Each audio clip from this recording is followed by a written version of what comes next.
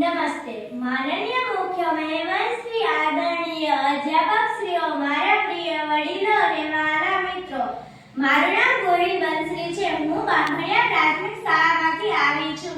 આજે મને આપ સૌની સામે લુઈ બ્રેઇલનું અંધજન ક્ષેત્રે પ્રદાન જેવા પ્રેરણાદાયક વિષય પર વક્તવ્ય રજૂ કરવાની સુવર્ણ તક મળી છે. તે બદલ હું ગૌરવ અનુભવું છું. મિત્રો, આપણે ઘણીવાર એવું માનીએ છીએ કે આંખો વગર જીવન અંધકારમય હશે, પરંતુ ઇતિહાસ સાક્ષી છે કે એક વ્યક્તિએ અંધકારને પ્રકાશમાં ફેરવી દીધો. તે મહાન વ્યક્તિ એટલે લુઈ બ્રેઇલ. લુઈ બ્રેઇલનો જન્મ 4 જાન્યુઆરી 1809ના રોજ ફ્રાન્સના પૂર્વે નામના ગામમાં થયો હતો.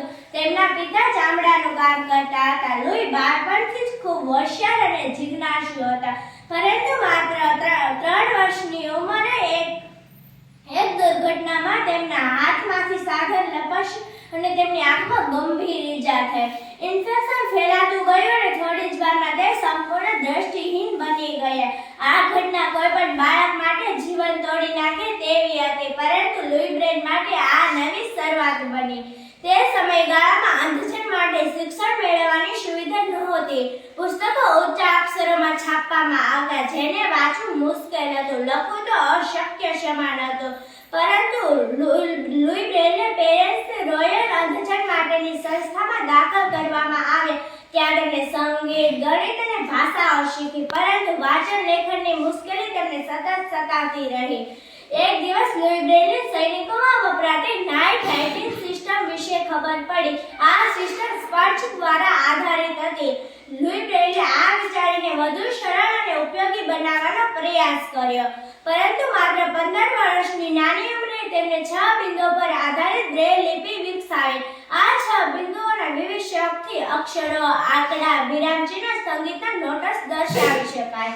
આ લિપિની સૌથી મોટી ખાસિયત એ હતી કે અંધજનો આંગળીઓના સ્પર્શથી ઝડપથી વાંચી અને સરળતાથી લખી શકે. મિત્રો, દરેક મહાન શોધની શરૂઆતમાં વિરોધ થાય છે. લુઈ બ્રેઇલની લિપિને પણ શરૂઆતમાં સ્વીકાર મળ્યો નહોતો.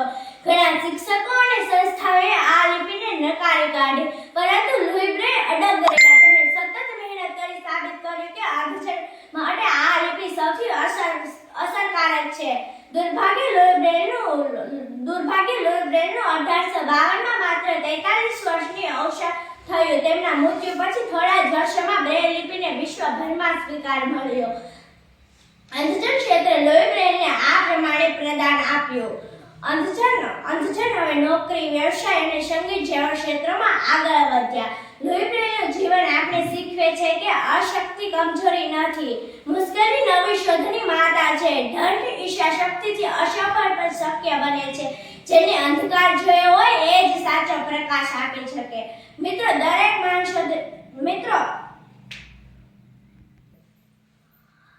મારા વક્તવ્યનો અંત હું લુઈ બ્રેઇલને શ્રદ્ધાંજલિ અર્પણ કરતા કરું છું.